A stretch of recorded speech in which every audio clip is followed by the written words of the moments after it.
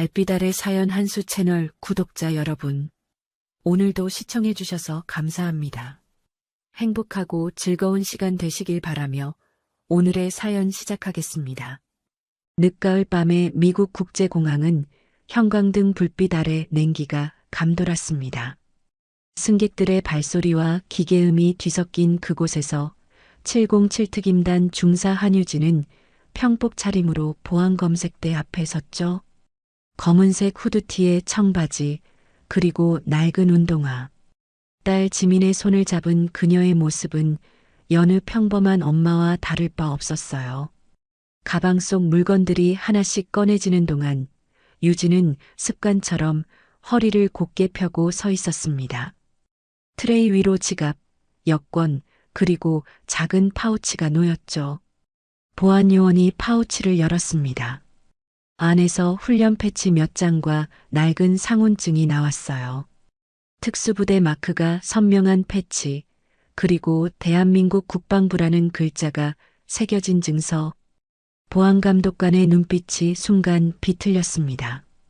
그는 패치를 손에 들고 유진을 훑어보더니 입꼬리를 비틀며 말했죠. 여자가 특수부대라고? 이거 진짜야? 목소리엔 조롱이 섞여 있었어요. 주변의 다른 보안 요원 2명도 슬쩍 고개를 돌려 유진을 쳐다봤습니다. 유진은 침착하게 대답했어요. 네, 현역 중사입니다. 그러나 감독관은 코웃음을 치며 패치를 트레이에 던지듯 놓았죠. 그럼 더 까다롭게 봐야지. 요즘 사칭도 많으니까. 특히 여자들은 말이야. 검색은 그 순간부터 과잉으로 흘러갔습니다. 유진의 가방이 2번째로 엑스레이를 통과했고 휴대전화가 임시 압수되었어요. 규정상 추가 확인이 필요합니다. 감독관의 말투는 기계적이었지만 눈빛은 달랐죠. 거기엔 의심이 아니라 비웃음이 담겨 있었습니다. 유진은 별도실로 이동하라는 지시를 받았어요. 저쪽 문으로 들어가세요. 문이 닫히는 금속음이 귓가를 때렸고 실내는 좁고 차갑게 느껴졌습니다. 회색 벽, 금속 의자 하나, 그리고 천장의 형광등. 감독관이 뒤따라 들어왔고 차가운 장갑을 낀 손이 유진의 팔을 거칠게 잡았어요. 상해 검색 필요합니다. 일어나세요. 유진은 참았습니다. 군인이니까요. 하지만 그 손길은 필요 이상으로 강했고 그녀의 어깨를 눌러 의자에 앉혔죠.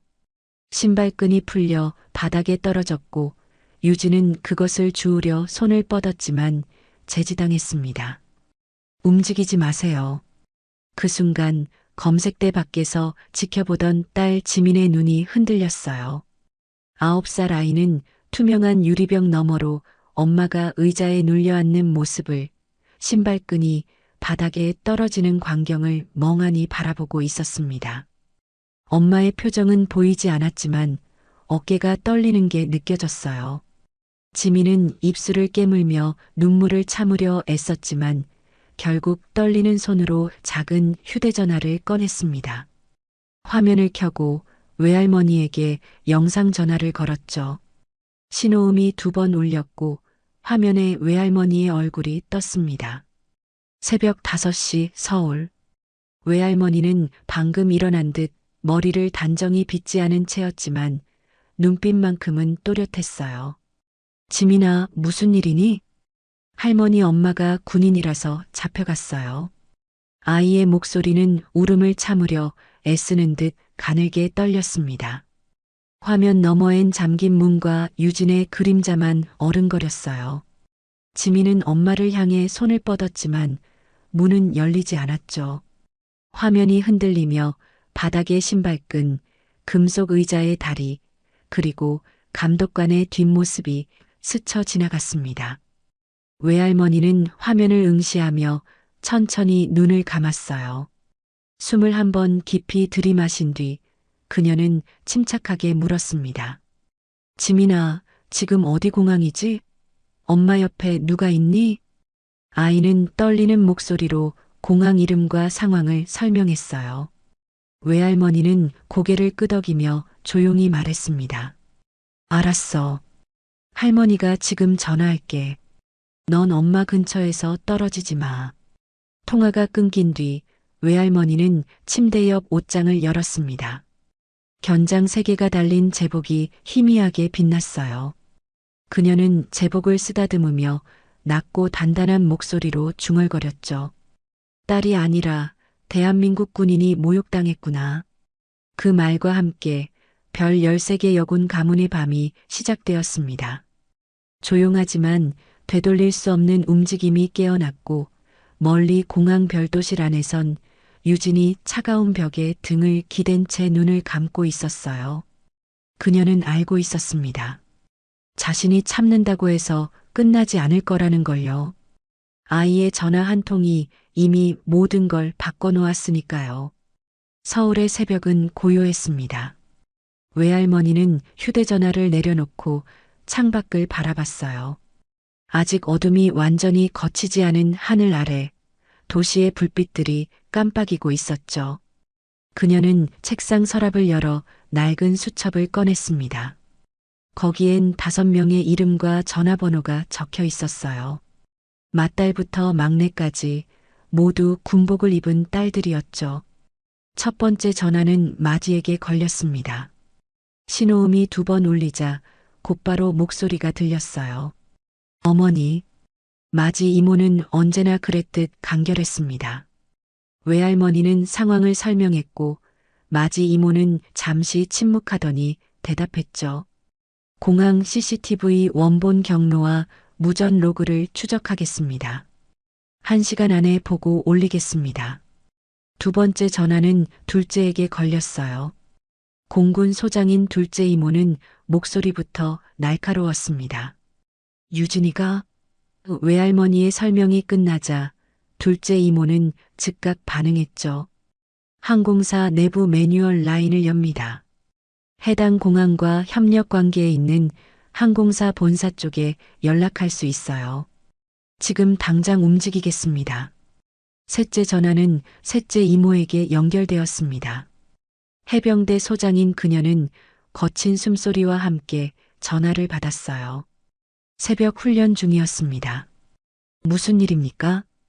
외할머니의 말을 듣자 셋째 이모는 짧게 욕설을 뱉었죠.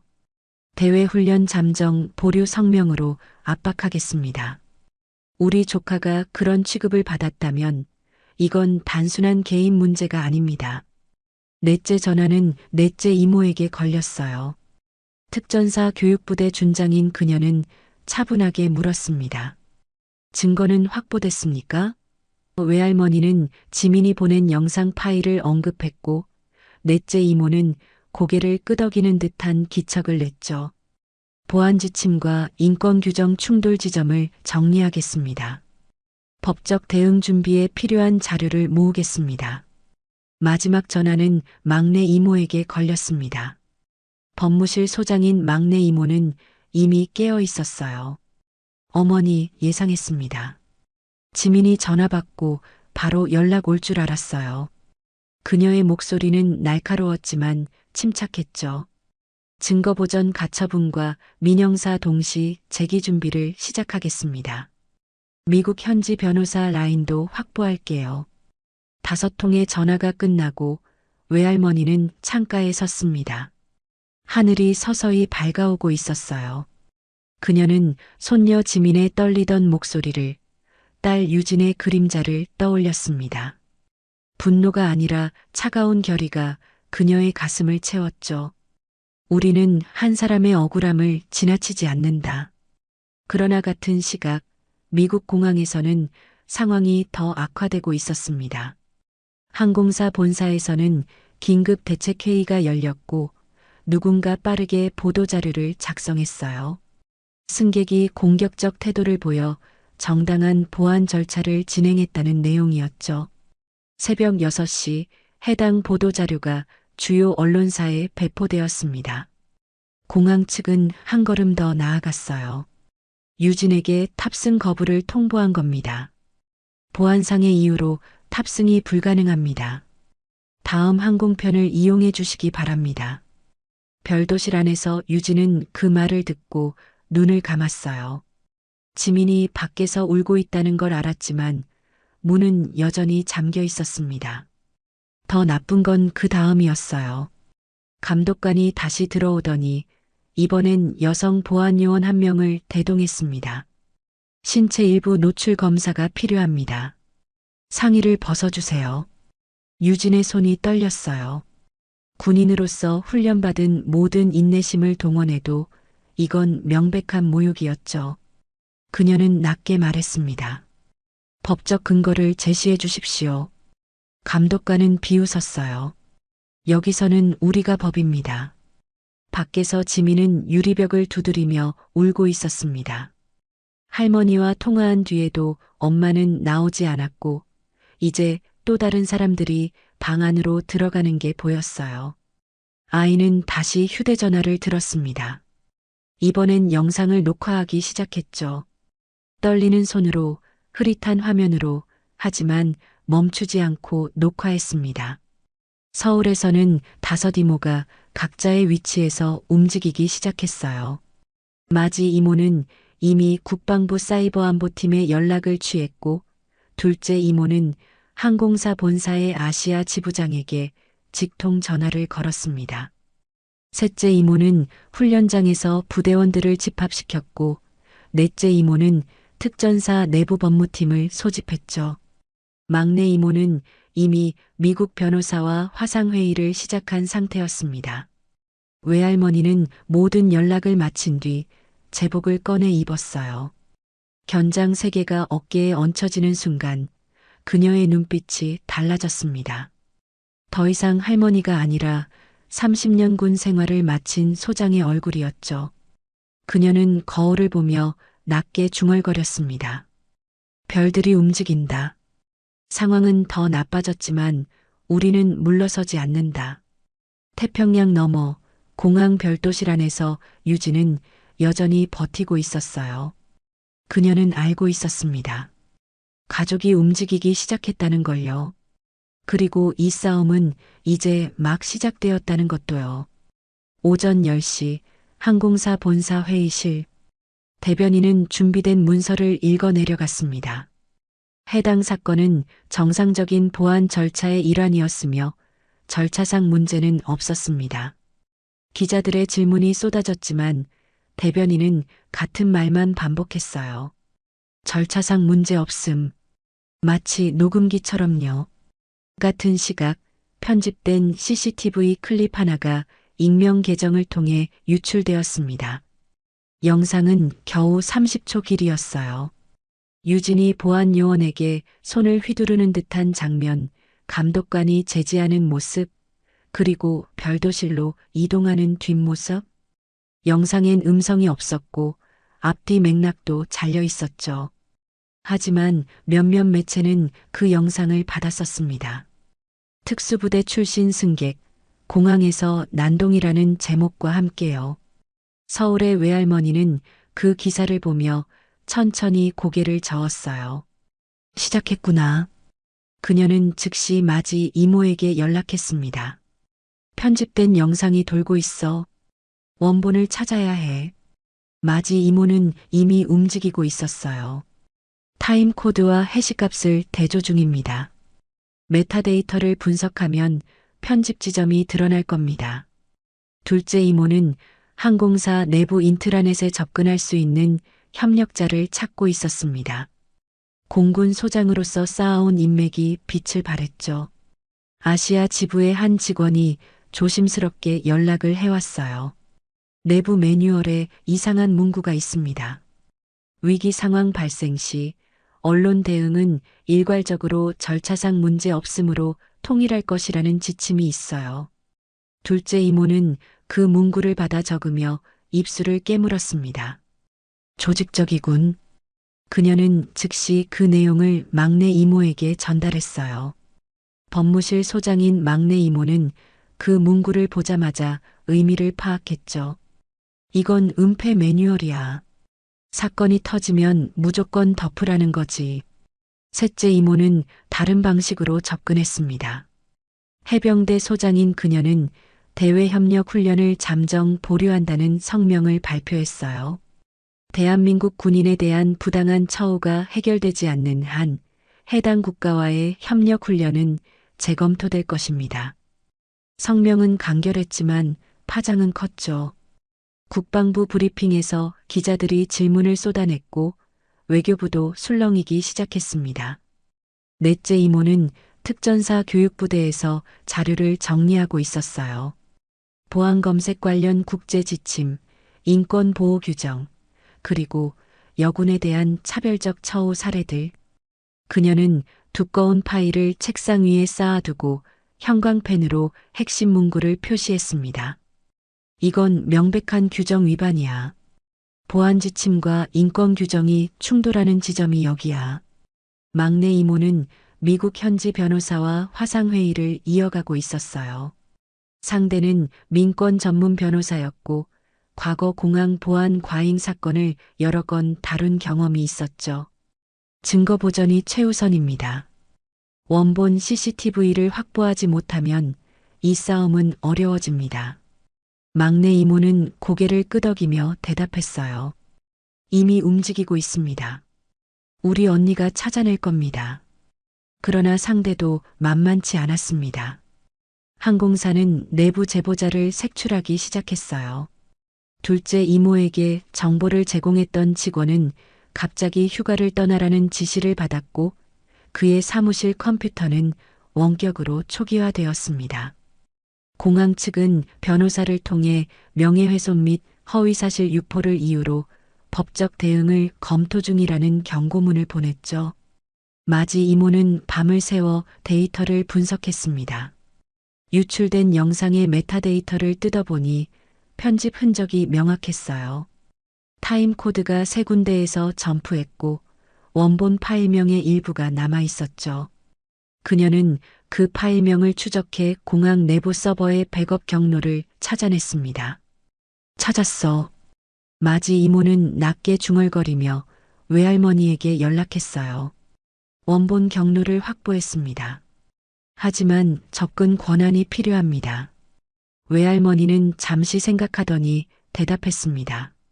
국방부 사이버팀과 협조해. 외교 채널도 활용하자. 우리 딸이 당한 일은 개인의 문제가 아니라 국가의 문제야. 그녀의 목소리는 단단했지만 그 안에는 깊은 분노가 숨어 있었어요. 그날 밤 막내 이모는 법적 서류를 작성했습니다. 증거보전 신청서, 민사상 손해배상 청구, 그리고 형사고소장. 3가지 서류를 동시에 준비하며 그녀는 책상 앞에서 눈을 감았어요. 언니, 조금만 버텨. 우리가 반드시 끝낼게. 미국 공항에서 유진은 여전히 별도실에 갇혀 있었습니다. 탑승은 거부되었고 다음 항공편까지는 12시간이 남아 있었죠. 지민은 공항 대기실 의자에서 잠들었고 유진은 창밖을 바라보며 생각했어요. 가족이 움직이고 있어. 나는 여기서 버티기만 하면 돼. 서울에서는 5 이모와 외할머니가 각자의 자리에서 밤을 지새우고 있었습니다. 은폐의 벽은 두꺼웠지만 그들은 그 벽에 균열을 내기 시작했어요. 조작의 냄새는 점점 더 짙어졌고 진실은 서서히 모습을 드러내고 있었습니다. 마지 이모가 모니터를 응시하며 중얼거렸죠. 원본을 당긴다. 반드시. 별들은 멈추지 않았습니다. 밤은 깊었지만 싸움은 이제 막 본격화되고 있었어요. 사흘째 되는 날 새벽 마지 이모는 마침내 원본 CCTV 파일에 접근하는데 성공했습니다. 국방부 사이버팀과 외교부의 협조, 그리고 미국 내 인권단체의 법적 압력이 맞물린 결과였죠. 파일을 다운로드하는 동안 그녀의 손은 미세하게 떨렸어요. 화면의 진행바가 천천히 채워지고 마침내 파일이 열렸습니다. 영상은 45분짜리였어요. 유출된 30초와는 비교할 수 없을 만큼 긴 분량이었죠. 마지 이모는 재생 버튼을 눌렀습니다. 화면에는 유진이 보안 검색대 앞에 서 있는 모습이 나타났어요. 그녀는 조용히 가방을 트레이에 올려놓았고 감독관이 패치를 발견하는 장면이 이어졌습니다. 여자가 특수부대? 웃기지 마. 음성이 또렷하게 들렸어요. 감독관의 목소리는 조롱으로 가득했고 주변 보안 요원들이 낄낄거리는 소리까지 녹음되어 있었습니다. 유진은 침착하게 대답했지만 감독관은 그녀의 팔을 거칠게 잡아 끌었죠. 별도실로 가시죠. 여자들은 특히 더 꼼꼼히 봐야 해. 카메라는 별도실 내부까지 이어졌습니다. 유진이 의자에 앉자 감독관은 그녀의 어깨를 눌렀어요. 움직이지 마세요. 신발끈이 바닥에 떨어졌고 유진은 그것을 주우려 했지만 제지당했습니다. 여성 보안 요원이 들어오더니 상의를 벗으세요라고 지시했죠. 유진은 고개를 들어 카메라를 쳐다봤습니다. 그 눈빛에는 분노가 아니라 슬픔이 담겨 있었어요. 마지 이모는 영상을 멈추고 외할머니에게 전화를 걸었습니다. 어머니, 원본을 확보했습니다. 이건 명백한 인권 침해예요. 외할머니는 잠시 침묵하더니 대답했어요. 공개할 수 있겠니? 마지 이모는 고개를 끄덕였습니다. 일부만 공개하겠습니다. 유진이의 얼굴은 모자이크 처리하고 음성 부분만 명확히 들리게 할게요. 그날 오후 원본 CCTV의 일부가 공개되었습니다. 외할머니는 기자회견을 자청했어요. 견장 3개를 단 제복 차림으로 기자들 앞에 선 그녀는 차분하지만 단호한 목소리로 말했습니다. 제 딸은 대한민국 특수부대 중사입니다. 그녀가 공항에서 당한 일은 개인에 대한 모욕이 아니라 군인 전체에 대한 모욕입니다. 화면에 영상이 재생되었어요. 감독관의 목소리가 회의장을 가득 채웠죠. 여자가 특수부대? 더 까야지. 기자들이 웅성거렸고 카메라 플래시가 터졌습니다. 외할머니는 영상을 멈추고 덧붙였어요. 이것이 정상적인 보안 절차입니까? 이것이 여러분이 말하는 절차상 문제 없음입니까? 동시에 둘째 이모가 확보한 항공사 내부 매뉴얼도 공개되었습니다. 위기 대응 문안 템플릿이라는 제목의 문서였죠. 거기에는 명확히 적혀 있었어요. 문제 발생 시 언론 대응은 규정상 문제 없으므로 일괄 보고할 것. 개별 사안에 대한 구체적 해명은 지양할 것. 막내 이모는 그 문서를 법정 증거로 제출했습니다. 이것은 진실을 은폐하기 위한 조직적 매뉴얼입니다. 항공사는 사건이 터질 때마다 이 틀에 맞춰 대응해 왔어요. 유진의 사건만이 아닙니다. 여론이 요동쳤습니다. SNS에는 해시태그 공항 이정의 해시태그가 확산되었고 해외 언론들도 이 사건을 다루기 시작했어요. 특히 여군 출신 기자들이 직접 취재에 나섰고 비슷한 경험을 겪은 사람들의 증언이 쏟아졌습니다. 그러나 항공사는 물러서지 않았어요. 오후 4시 긴급 성명이 발표되었습니다.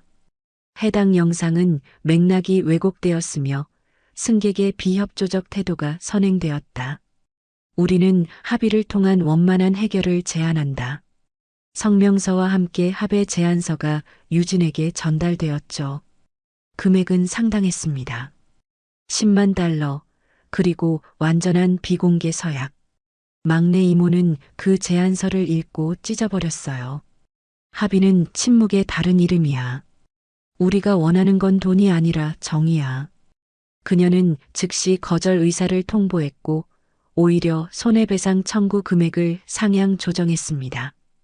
그날 밤 반전이 찾아왔습니다. 미국 연방법원에서 일부 공개금지 명령이 내려진 거예요. 추가 CCTV 영상 및 내부 문서의 공개는 소송 진행에 영향을 미칠 수 있으므로 법원의 허가 없이 공개를 금지한다는 내용이었죠. 항공사 측 변호인이 신청한 가처분이었습니다. 막내 이모는 그 명령서를 받아들고 이를 악물었어요. 이렇게 나오는구나. 이미 공개된 영상만으로도 파장은 컸지만 더 결정적인 증거들은 아직 남아 있었습니다. 별도실 내부의 신체 검색 장면, 감독관들의 추가 대화 내용, 그리고 내부 보고서들. 그 모든 게 법원의 명령으로 묶여버린 거예요. 외할머니는 깊은 한숨을 내쉬었습니다. 한 걸음 나아가면 두 걸음 밀려나는구나. 하지만 그녀는 포기하지 않았어요. 5딸들을 다시 소집했고 작전을 재정비했습니다. 공개할 수 없다면 다른 방법을 찾자. 우리에겐 아직 증인이 있어. 셋째 이모가 물었습니다. 누구 말입니까? 외할머니는 조용히 대답했죠. 공항에 있던 다른 승객들, 그리고 내부 제보자들. 그들의 목소리를 모으는 거야. 넷째 이모는 이미 움직이기 시작했습니다. 특전사 인맥을 통해 미군 내부의 여군 네트워크에 연락을 취했어요. 비슷한 경험을 한 사람들을 찾아주세요. 우리는 혼자가 아니라는 걸 보여줘야 합니다. 밤이 깊어갔습니다.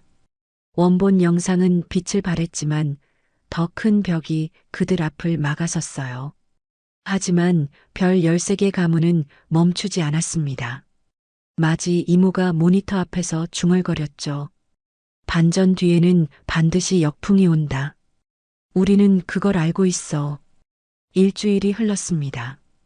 공개금지 명령 이후 언론의 관심은 조금씩 식어가고 있었어요. 항공사는 침묵으로 일관했고 공항 측은 법원의 판단을 기다린다는 입장만 되풀이했습니다.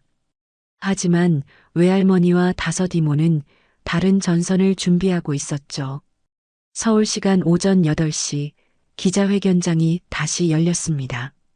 이번에는 외할머니가 아니라 지민이 단상에 올랐어요.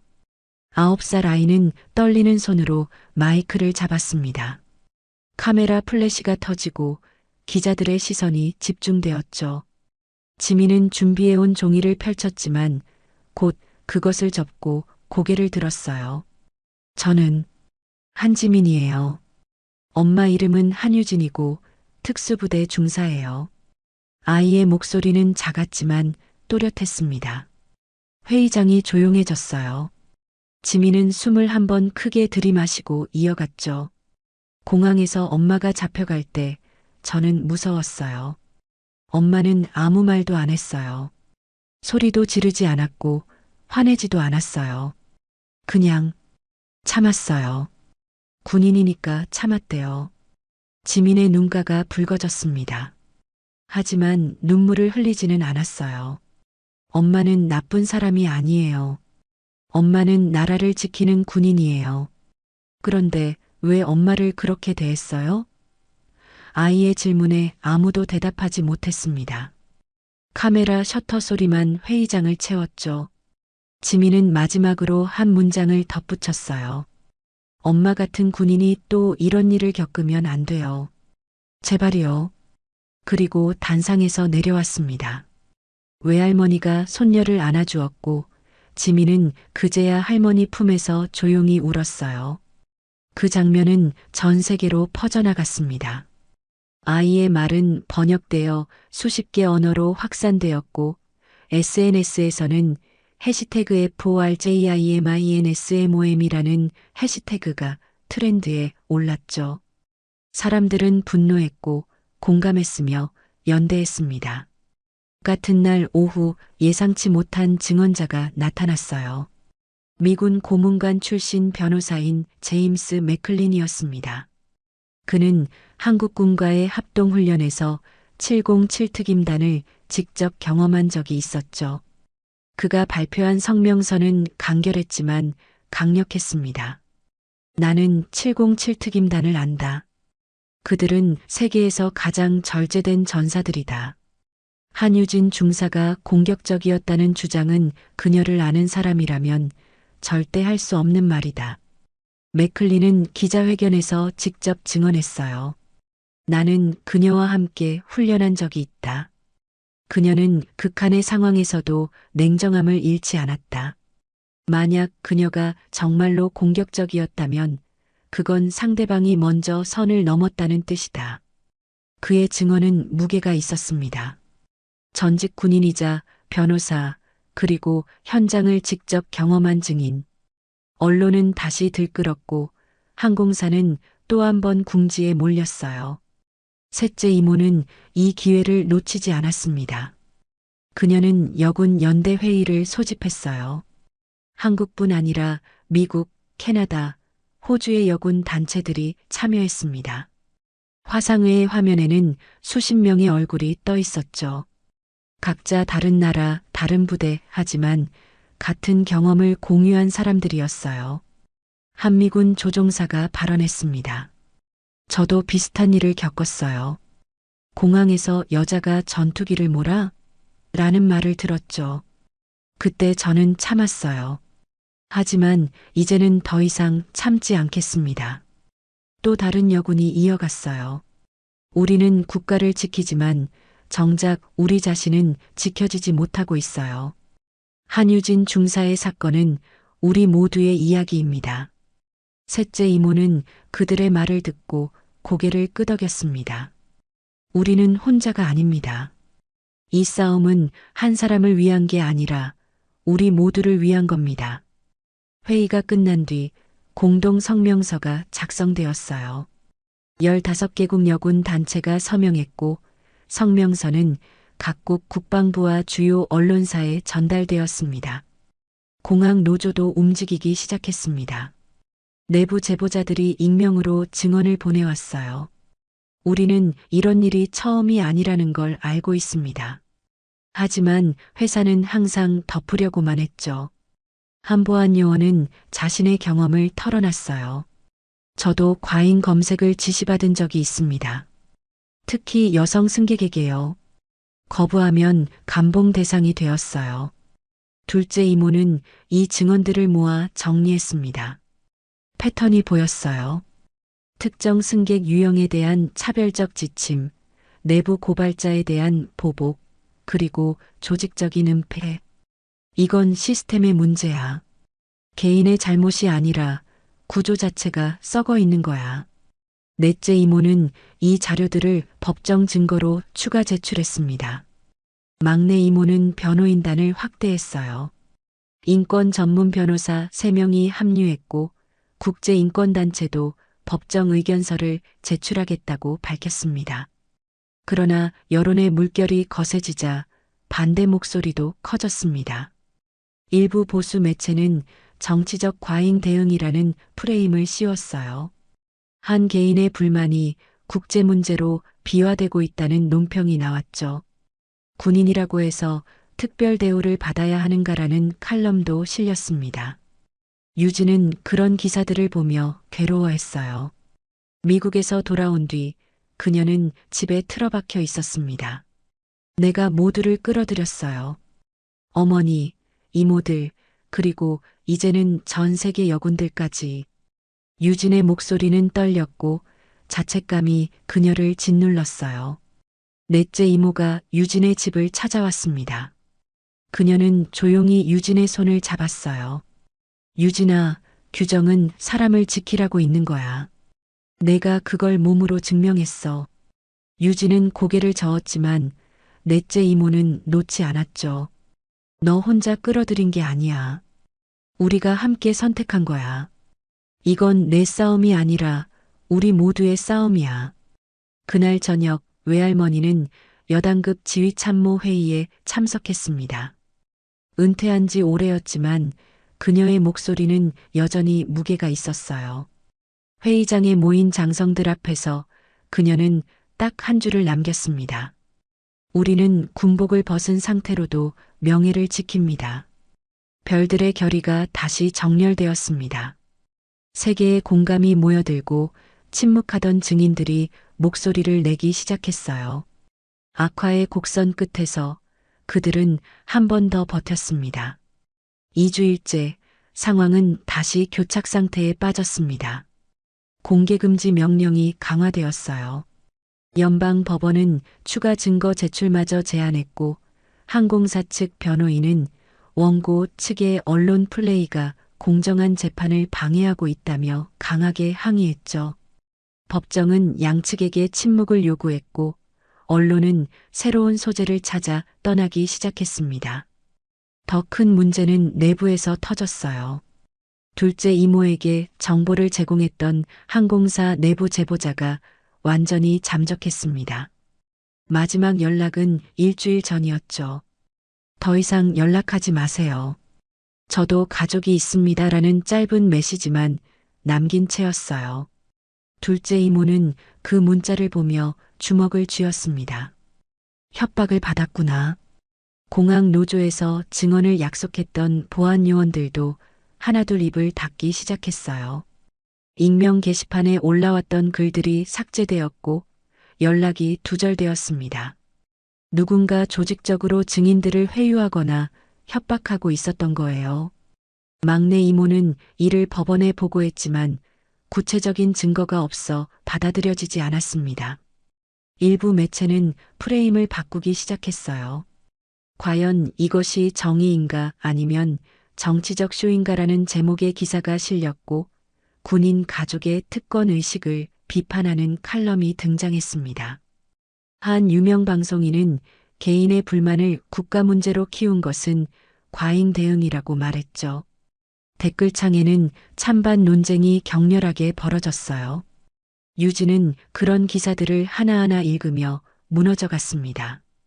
휴대전화를 끄고 커튼을 치고 방 안에 틀어박혔어요. 지민이 문을 두드려도 열어주지 않았습니다. 엄마, 밥 먹어요라는 아이의 목소리에도 대답하지 않았죠. 유진은 벽에 기대앉아 무릎을 끌어안았어요. 내가 잘못했어. 그냥 참을걸. 이렇게까지 커질 줄 몰랐어. 외할머니는 딸의 상태를 걱정하며 직접 찾아갔습니다. 문을 열자 방 안은 어두웠고 유진은 침대 모서리에 웅크리고 앉아 있었어요. 외할머니는 아무 말 없이 옆에 앉았습니다. 한참을 침묵이 흘렀죠. 어머니, 저 때문에 모두가 힘들어하고 있어요. 유진의 목소리는 갈라져 있었습니다. 외할머니는 딸의 손을 잡았어요. 너 때문이 아니야. 시스템 때문이지. 하지만 유진은 고개를 저었습니다. 이모들이 군 경력에 타격을 입을 수도 있어요. 언론은 우리를 특권층이라고 몰아가고 사람들은 피곤해하기 시작했어요. 차라리 합의할 걸 그랬어요. 외할머니는 딸의 어깨를 꼭 잡았습니다. 유진아, 우리가 왜 이 싸움을 시작했는지 기억하니? 유진은 대답하지 못했어요. 외할머니는 이어갔죠. 지민이가 전화했을 때, 내가 별도실에 갇혀 있을 때, 우리는 선택한 거야. 한 사람의 존엄이 짓밟히는 걸 그냥 지나치지 않겠다고. 하지만 너무 커졌어요. 제가 감당할 수 없는 크기로. 외할머니는 고개를 저었습니다. 원래 정의는 무겁단다. 혼자 들기엔 너무 무거워. 그래서 우리가 함께 드는 거야. 유진은 결국 울음을 터뜨렸고 외할머니는 딸을 안아주었어요. 오랜만에 모녀는 서로의 온기를 느꼈습니다. 그날 밤 외할머니는 5딸들을 다시 소집했습니다. 화상회의 화면에는 각자의 집무실에서 접속한 이모들의 얼굴이 떠 있었어요. 모두 지쳐 보였지만 눈빛만은 흔들리지 않았습니다. 유진이가 무너지고 있어. 외할머니의 말에 이모들이 침묵했어요. 마지 이모가 먼저 입을 열었습니다. 어머니, 우리도 한계에 부딪혔습니다. 증거는 막혔고 증인들은 입을 닫았어요. 법정은 우리를 통제하고 있고 여론은 피로해하고 있습니다. 둘째 이모가 한숨을 내쉬었어요. 내부 제보자들이 모두 사라졌어요. 협박당했거나 회유당한 거죠. 더 이상 새로운 정보를 얻기 어렵습니다. 셋째 이모는 주먹으로 책상을 쳤습니다. 그렇다고 여기서 포기할 순 없어요. 우리가 물러서면 다음 유진이는 혼자 싸워야 해요. 넷째 이모가 조용히 말했어요. 법적으로는 승산이 있습니다. 하지만 시간이 문제예요. 이 상태로 몇 달을 더 버틸 수 있을지 모르겠어요. 막내 이모는 서류를 넘기며 말했습니다. 항공사 측에서 다시 합의 제안이 왔어요. 이번엔 금액을 2배로 올렸고 공식 사과문도 포함되어 있습니다. 단 비공개 조건은 여전하고요. 외할머니는 눈을 감았습니다. 합의는 쉬운 길이었어요. 돈을 받고 사과를 받고 모든 걸 끝낼 수 있었죠. 유진도 편해질 거고 가족들도 일상으로 돌아갈 수 있었습니다. 하지만 그 순간 외할머니는 지민의 얼굴을 떠올렸어요. 기자회견장에서 떨리는 목소리로 말했던 손녀의 모습을요. 엄마 같은 군인이 또 이런 일을 겪으면 안 돼요. 외할머니는 눈을 떴습니다. 거절해. 딸들이 일제히 그녀를 바라봤어요. 외할머니는 단단한 목소리로 이어갔죠. 합의는 침묵이야. 우리가 침묵하면 시스템은 변하지 않아. 다음 희생자가 생길 뿐이지. 마지 이모가 물었습니다. 그럼 어떻게 하시겠습니까? 외할머니는 잠시 생각하더니 대답했어요. 청문회를 요청한다. 공개 청문회. 법원이 증거를 막는다면 우리는 사람들 앞에서 직접 말할 거야. 막내 이모가 고개를 끄덕였습니다. 가능합니다. 의회 차원의 청문회를 요청할 수 있어요. 공항 보안 시스템 전반에 대한 조사를 요구하는 거죠. 둘째 이모가 덧붙였어요. 국제적 압력도 필요합니다. 여군 연대 네트워크를 통해 각국 국방부에 공식 의견서를 요청하겠습니다. 셋째 이모는 결연한 표정으로 말했습니다. 우리가 흔들려도 목표는 흔들리면 안 됩니다. 유진이를 위해서가 아니라 앞으로를 위해서 끝까지 갑니다. 회의가 끝나고 외할머니는 혼자 창가에 섰습니다. 서울의 야경이 눈앞에 펼쳐져 있었어요. 그녀는 견장이 없는 민간인 옷을 입고 있었지만 자세만큼은 여전히 군인이었습니다. 봉쇄와 흔들림 속에서도 별들은 빛을 잃지 않았어요. 석 달이 흘렀습니다. 청문회 개최 요청은 번번이 지연되었지만 국제적 압력과 여론의 지속적인 관심 덕분에 마침내 공개 청문회가 확정되었어요. 미 의회 교통안전위원회 주관으로 공항 보안 시스템 전반을 검토하는 자리였죠. 항공사와 공항 측 대표, 그리고 유진과 변호인단이 모두 출석하게 되었습니다. 청문회 전날 밤 별 13개 가문은 서울의 한 조용한 식당에 모였어요. 외할머니, 다섯 이모, 그리고 유진. 오랜만에 한자리에 모인 가족들의 얼굴에는 피로가 역력했지만 눈빛만큼은 또렷했습니다. 막내 이모가 두꺼운 서류 뭉치를 테이블 위에 놓았어요. 내일 제가 주 변론을 맡겠습니다. 유진 언니는 증인석에서 직접 증언하게 되고요. 유진은 고개를 끄덕였습니다. 석 달 동안 그녀는 천천히 회복했어요. 심리 상담을 받았고 가족들의 지지 속에서 다시 일어섰죠. 제가 해야 할 일입니다. 이번엔 도망치지 않을게요. 마지 이모가 태블릿을 꺼내 화면을 보여주었습니다. 최종 증거 목록입니다.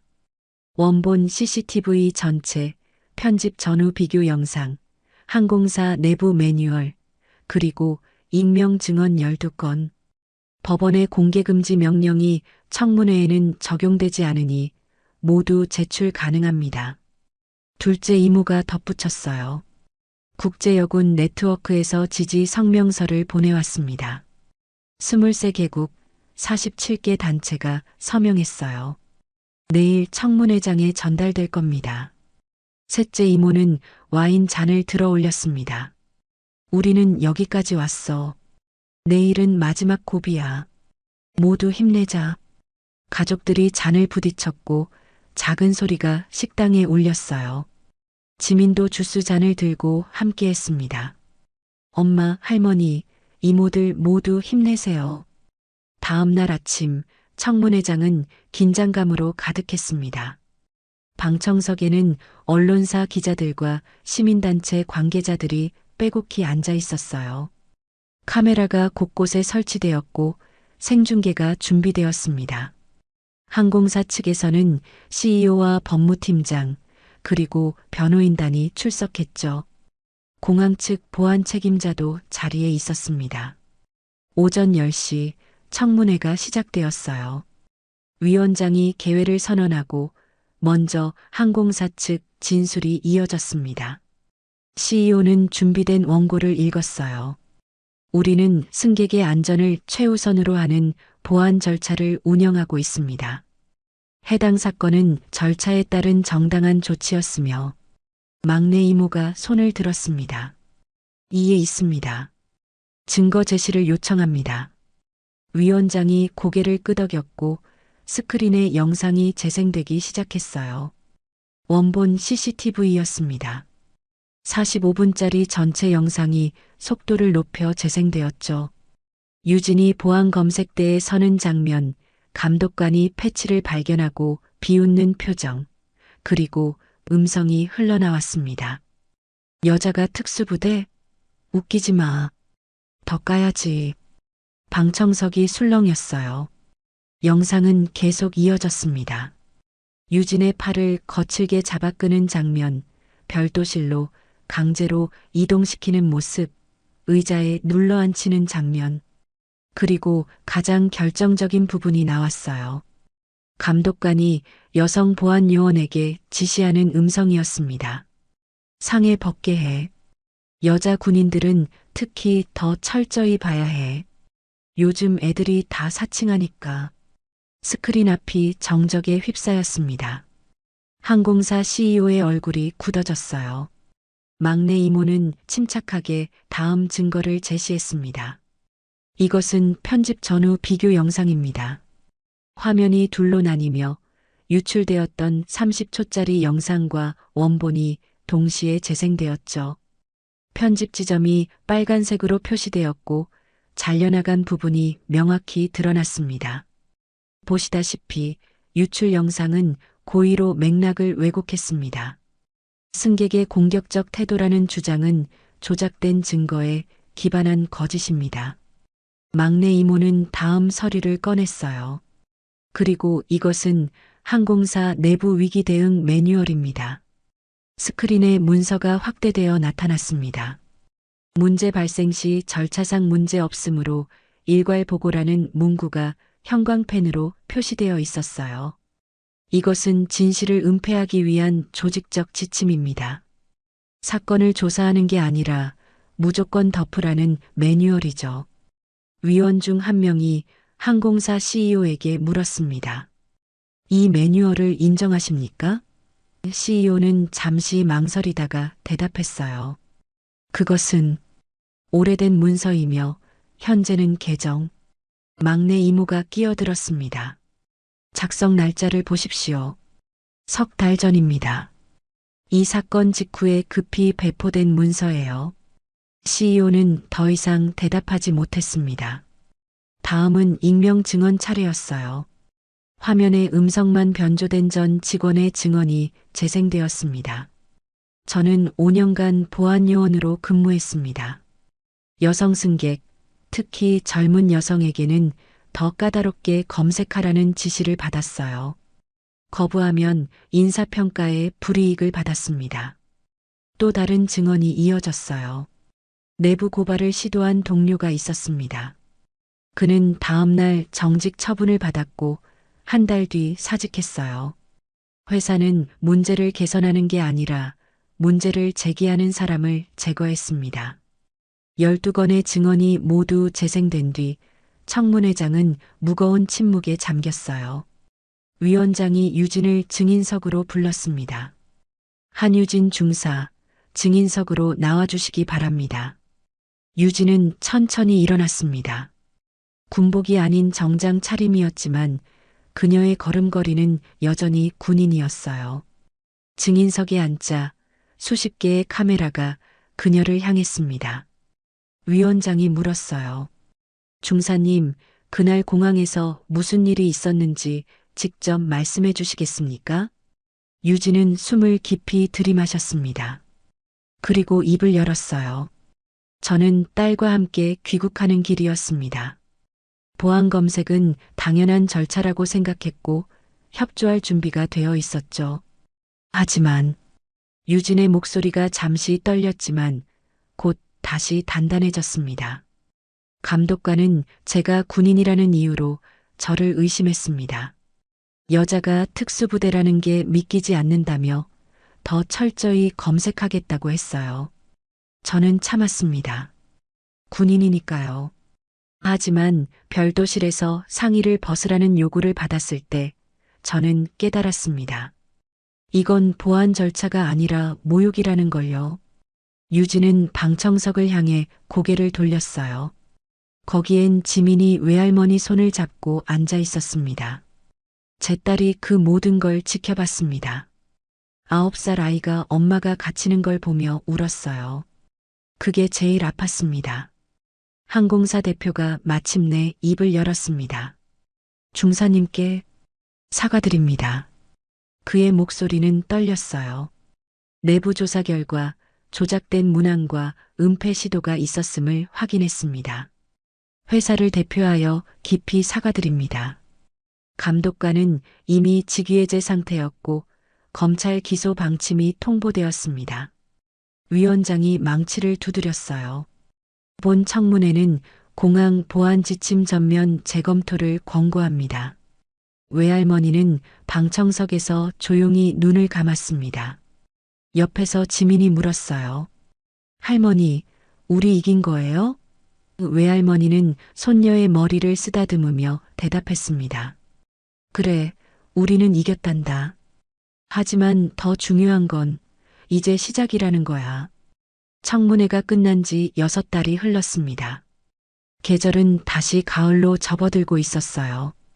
그동안 많은 것이 변했습니다. 공항 보안 지침은 전면 개정되었고 신체 접촉 검색 기준이 대폭 강화되었죠. 여군, 임산부, 아동 동반 승객에 대한 보호 규정이 새롭게 신설되었고 모든 보안 요원은 인권 교육을 의무적으로 이수해야 했습니다. 항공사는 공식 사과문과 함께 재발 방지 대책을 발표했어요. 내부 고발자 보호 제도가 마련되었고 위기 대응 매뉴얼은 투명성과 책임성을 중심으로 완전히 제작성되었습니다. 감독관은 징역 1년에 집행유예 2년을 선고받았고 공항 보안 책임자는 경질되었죠. 어느 가을날 오후 유진은 미국행 비행기에 올랐습니다. 이번엔 혼자가 아니었어요. 외할머니와 5 이모, 그리고 지민이 함께였습니다. 그들은 특별한 행사에 초대받았죠. 바로 그 공항에서 열리는 개정 지침 선포식이었습니다. 공항 청사 한쪽에는 작은 동판이 세워져 있었어요. 유진은 그 앞에 섰습니다. 동판에는 이렇게 새겨져 있었죠. 이곳을 지나가는 모든 이에게 당신의 존엄은 그 어떤 절차보다 소중합니다. 이곳을 지나간 이름 없는 용기의 경례를. 아래에는 작은 글씨로 날짜가 적혀 있었어요. 유진이 그날 별도실에 갇혔던 바로 그날의 날짜였습니다. 지민이 엄마의 손을 잡으며 물었어요. 엄마, 여기 엄마 이름은 없어요? 유진은 고개를 저었습니다. 이름은 중요하지 않아. 여기 적힌 건 우리 모두의 이야기니까. 선포식이 끝나고 가족들은 공항 근처 호텔 옥상에 모였습니다. 서울에서 그랬던 것처럼 가을 석양을 바라보며 함께 서 있었어요. 외할머니가 유진의 어깨에 손을 올렸습니다. 유진아, 고생 많았다. 유진은 고개를 저었어요. 아니에요, 어머니. 길을 만든 건 어머니와 이모들이었어요. 저는 그냥 그 길을 걸었을 뿐이에요. 마지 이모가 웃으며 말했습니다.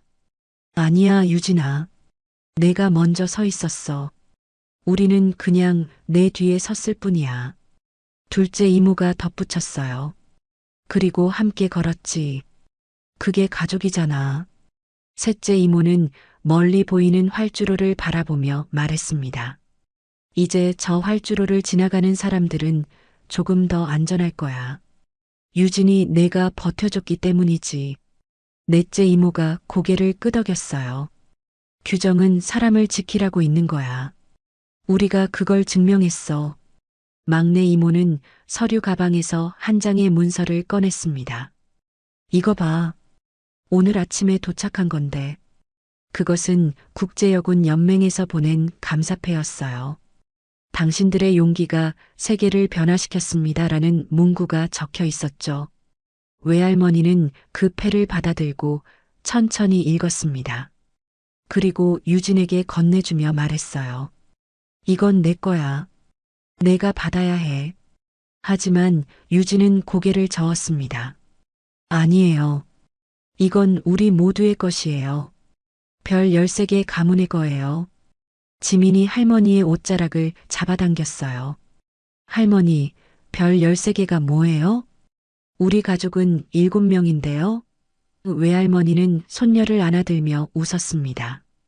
우리 가족은 7명이지. 하지만 별은 13개란다.